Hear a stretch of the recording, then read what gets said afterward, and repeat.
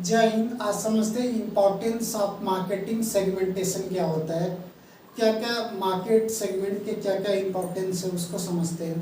तो पहला पॉइंट है knowledge of attractive marketing opportunity. आपके पास एक अच्छा खासा नॉलेज होना चाहिए एक मार्केटिंग करने के लिए। क्योंकि मार्केटिंग करने के लिए बहुत सारे तरीके होते हैं। तो जब हम मार्केट को सेगमेंट करते हैं, अलग अलग टुकड़ों में अलग अलग टुकड़ों में हम जब हम बांटते हैं अपने कस्टमर के हिसाब से। क्योंकि हमारे जो कस्टमर है उस हर कस्टमर की नीड अलग है, वांट्स अलग है, डिजायर अलग है, उसकी डिमांड अलग है। तो हमको उसके हिसाब से क्या करना पड़ेगा, अपने मार्केटिंग को करना पड़ेगा। तो हमको बेस्ट हमको नॉलेज होना चाहिए कि कौन से मार्केट में कौन से मार्केट में जो मार्केटिंग करने का सबसे अच्छा तरीका क्या है। तो उसकी अपॉर्चुनिटी के लिए हमेशा हमको क्या करना पड़ेगा, खोजते रहना पड़ेगा। उसके बाद है दूसरा पॉइंट है selected target market. Target market क्या क्या क्या कि हमारा जो प्रोडक्ट है तो वो कौन से कंज्यूमर को टारगेट कर रहा है, किस तरीके से कंज्यूमर को टारगेट कर रहा है। जो 1 साल से 5 साल के कंज्यूमर को टारगेट कर रहा है, या कॉलेज स्टूडेंट को टारगेट कर रहा है, या यूथ को टारगेट कर रहा है, जो यूथ कंज्यूमर है उसको टारगेट कर रहा है, या फिर जो सीनियर सिटीजन जो हमारा कस्टमर है उसको टारगेट कर रहा है। तो हमको कौन से कस्टमर के किस तरीके से हमारा कस्टमर है, तो हमारे कस्टमर के अनुसार क्या बनाना पड़ेगा। अब प्रोडक्ट को बनाने के बाद हमको मार्केट को अलग अलग भागों में टुकड़ों में सेगमेंट करना पड़ेगा, बांटना पड़ेगा। क्योंकि हमारे जो कंज्यूमर है वो अलग अलग है। तो हमको क्या करना पड़ेगा, मार्केट को भी हमारे कंज्यूमर के हिसाब से टारगेट करना पड़ेगा। जैसे मान लीजिए एग्जाम्पल के लिए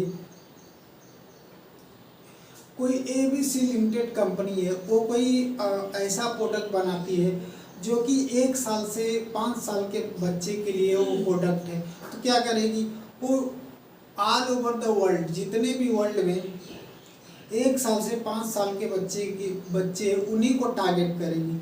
जैसे एग्जाम्पल के लिए क्या है कि आज घरों में हर घरों में क्या बच्चे हैं तो बेबी पेम्पर बहुत ज़्यादा चलता है। क्योंकि बेबी पेम्पर क्या है कि वो क्या करता है, जो किड्स है उन किड्स को टारगेट करता है, जो कि बेबी अभी अभी क्या है कि नए जो शिशु जो जन्म लिए। तो ऐसे कंज्यूमर को क्या करता है, टारगेट करता है ऐसे कस्टमर को। तो इसी को बोलते हैं मार्केट टारगेट पोजिशनिंग या फिर मार्केट टारगेट कस्टमर। तीसरा पॉइंट है हेल्प इन डिटरमाइनिंग प्राइसिंग। क्योंकि हमारा जो प्रोडक्ट है उसको हमको क्या करना पड़ेगा, डिटरमाइन करना पड़ेगा। हमको अपने प्रोडक्ट के प्राइस को इस तरीके से फिक्स करना पड़ेगा ताकि हमारा जो कंज्यूमर है उसको ज़्यादा से ज़्यादा बाय करे। क्यों? क्योंकि मार्केट में क्या है, बहुत सारे प्रोडक्ट हैं। जब बहुत सारे प्रोडक्ट है तो अलग अलग प्रोडक्ट की अलग अलग वेराइटी है, अलग अलग वेराइटी की अलग अलग क्वालिटी है, अलग अलग क्वालिटी की अलग अलग प्राइस है। तो हमको क्या करना पड़ेगा, वो मार्केट में क्या है बहुत तगड़े लेवल पे कंपटीशन होता है। तो हमारा जो प्रोडक्ट है उसको पता करना पड़ेगा कि किस तरीके से के कंज्यूमर को वो क्या कर रहा है, टारगेट कर रहा है, और उसकी प्राइजिंग क्या है। तो इस तरीके से क्या करना पड़ेगा, हमको प्राइजिंग को भी सही तरीके से फिक्स करना पड़ेगा। हमारा जो कंपटीटर है उससे थोड़ा सा कम दाम में प्राइजिंग को फिक्स करके सेल आउट करना पड़ेगा, तब जाके हम मार्केट में सर्वाइव कर पाएंगे। और इस तरीके से क्या हम अपने कंज्यूमर के बिहेवियर के हिसाब से, उसके नीड के हिसाब से, वांट के हिसाब से, उसके डिजायर के हिसाब से, उसकी डिमांड के हिसाब से क्या करना पड़ेगा, हमको अपने प्रोडक्ट के प्राइस को क्या करना पड़ेगा, डिटरमाइन करना पड़ेगा, फिक्स करना पड़ेगा। अगला पॉइंट है special focus on dissatisfied market segmentation. That means क्या कि जो हम मार्केट को सेगमेंट कर रहे हैं तो उसमें मार्केट को जो अलग अलग टुकड़ों में भाग रहे, अलग अलग टुकड़ों में जब अलग अलग टुकड़ों में मार्केट को सेगमेंट करके भागों में बांट रहे, तो उसमें जो कंज्यूमर है जो प्रोडक्ट को खरीद रहा है, तो हमको ये पता करना पड़ेगा कि जो कंज्यूमर है वो कौन सा कंज्यूमर है जो सबसे ज़्यादा प्रोडक्ट को लेकर डिससेटिस्फाइड है। वो प्रोडक्ट को तो खरीद रहा है, पैसे भी पे कर रहा है, लेकिन उस लेवल की उसको सेटिस्फेक्शन नहीं मिल रही, उस लेवल की उसकी क्वालिटी नहीं मिल रही।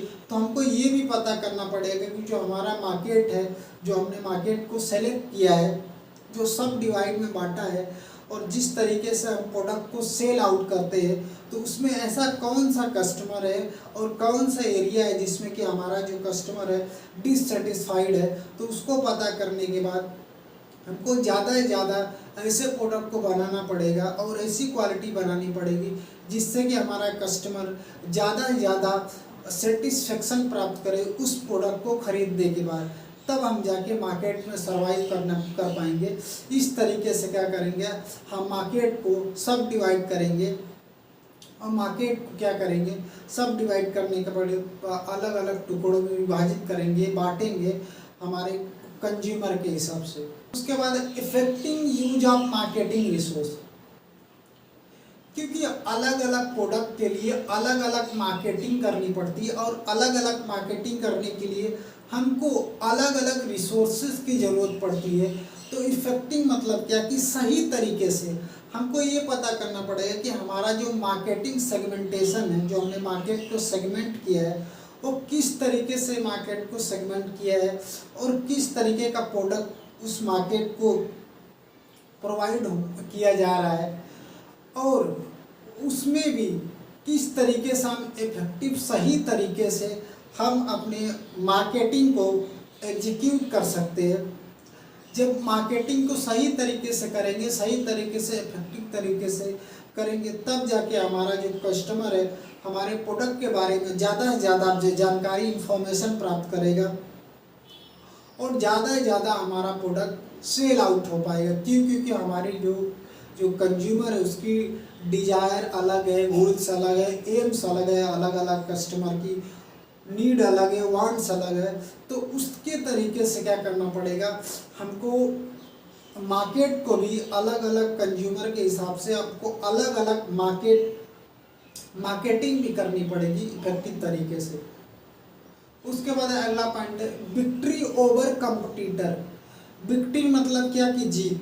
हमारा जो कंपटीटर है, तो मार्केट में तो बहुत सारे कंपटीटर हैं जो सेम प्राइस पे सेम प्रोडक्ट को सेम क्वालिटी पे अपने कंज्यूमर को क्या कर रहे हैं, प्रोवाइड कर रहे हैं। तो हमको ये भी पता करना पड़ेगा कि हमारा जो प्रोडक्ट है, जो हम प्रोडक्ट को अपने कंज्यूमर को मार्केट में प्रोवाइड कर रहे हैं, तो उसका कंपटीटर वो और कितने कंपटीटर हैं जो सेम क्वालिटी सेम प्राइस पे मार्केट में उस प्रोडक्ट को उपलब्ध करा पर कस्टमर को प्रोवाइड करा रहे। तो हमको ये पता करना पड़ेगा, करने के बाद हमारा जो कंपटीटर है उससे क्या करना पड़ेगा, मार्केट में compete करना पड़ेगा। compete करने के बाद तो हमको इस तरीके से मार्केट में कंपटीशन करना पड़ेगा, ताकि हम हमारा जो कंपटीटर है उसके ऊपर क्या करें, हम विजय पा पाए और आगे बढ़ अपने जो कस्टमर अपना जो कंपटीटर है उससे आगे बढ़ पाए। तो हम अपने कंपटीटर से जीत कैसे पाएंगे, कैसे जीत पाएंगे कि हमारी क्वालिटी अच्छी होनी चाहिए, हमारा प्रोडक्ट अच्छा होना चाहिए, हमारा प्लेस प्रमोशन भी अच्छे तरीके से होना चाहिए, हमारी प्राइस भी सही तरीके से होना चाहिए, और उसकी रिक्वायरमेंट भी मार्केट में उस प्रोडक्ट की होनी चाहिए। और अलग अलग प्रोडक्ट की अलग अलग डिमांड होती है कस्टमर की। तो हमको अलग अलग कंज्यूमर का जो डिमांड है उसको भी अलग अलग प्रोडक्ट के द्वारा बना के मैन्युफैक्चर करके प्रोवाइड करना पड़ेगा। तब जाके हम मार्केट में सर्वाइव कर पाएंगे और अपने कंपटीटर से आगे बढ़ पाएंगे, तब उसके ऊपर विजय प्राप्त कर पाएंगे। अगला पॉइंट है demand in trend and modern era. Modern मतलब क्या कि पिछले अगर आप 50 साल की जर्नी देखें और आज 50 साल की जर्नी देखें, तो बहुत सारे मॉडर्न चेंजेस आए हैं, मॉडर्न एरा है। ट्रेंड मतलब क्या कि अलग अलग बदलाव, तो अलग अलग समय में अलग अलग बदलाव आता है। तो जब अलग अलग ट्रेंड आएगा, अलग अलग बदलाव, अलग अलग ट्रेंड आएगा, नए नए बदलाव आएंगे, तो अलग अलग जब बदलाव आएंगे, नए नए ट्रेंड आएंगे, तो हमारा जो कंज्यूमर है उसकी उसकी प्रेफरेंस भी बदलेगी, उसका टेस्ट भी बदलेगा, उसकी डिमांड भी बदलेगी, उसकी डिजायर भी बदलेगी, उसकी वांट्स भी बदलेगी। तो हमको उस तरीके से जब ट्रेंड के हिसाब से क्या करना पड़ेगा, हमारे अपने प्रोडक्ट को मैन्युफैक्चरिंग करना पड़ेगा और ट्रेंड के हिसाब से हमारे जो कंज्यूमर है उनको प्रोवाइड करना पड़ेगा। जैसे पहले के आज से अगर 100-150 साल पहले से चले तो, या फिर आज़ादी के टाइम में चले, तो उस समय क्या करते थे लोग, धोती कुर्ता पहनते थे। लेकिन आज क्या है, आज ट्रेंड बदल गया, आज मॉडर्न एरा आ गया है। आज ज़्यादा से ज़्यादा लोग टी शर्ट पहनते हैं, जीन्स का पैंट पहनते हैं, और बहुत सारे घड़ियाँ पहनते हैं, और बहुत सारे ब्रांडेड कपड़े पहनते हैं, ब्रांडेड शूज़ पहनते हैं। तो हमको इसके हिसाब से भी हमको प्रोडक्ट को क्या करना पड़ेगा, बनाना पड़ेगा, और मॉडर्न के हिसाब से हमको चेंज होना पड़ेगा। और प्रोडक्ट को बनाने के बाद अपने कस्टमर के हिसाब से मार्केट को सेगमेंट करना पड़ेगा, बांटना पड़ेगा, और बांटने के बाद तब जाके हमको अपने प्रोडक्ट को अपने जो कंज्यूमर है उसके पास पेश करना पड़ेगा। तब हम मार्केट में क्या करना, सरवाइव कर पाएंगे और आगे ग्रोथ। बेनिफिट्स ऑफ कस्टमर, कि जो हमारा कस्टमर है उसको और क्या एक्स्ट्रा बेनिफिट दे सकते हैं आप, और बेनिफिट क्या दे सकते हैं आप, जो आपने जो प्रोडक्ट को सेल किया है तो आफ्टर सेल सर्विस भी अपन दे सकते हैं। एक प्रोडक्ट के बदले एक और प्रोडक्ट फ्री दे सकते हैं, डिस्काउंट निकाल सकते हैं, कूपन्स निकाल सकते हैं। क्योंकि हमारे जो कस्टमर है उनकी डिमांड वांट अलग अलग है, उसका प्रेफरेंस टेस्ट अलग अलग, तो उसके हिसाब से क्या करना पड़ेगा, हमको ज़्यादा से ज़्यादा बेनिफिट देना पड़ेगा हमारे कस्टमर को।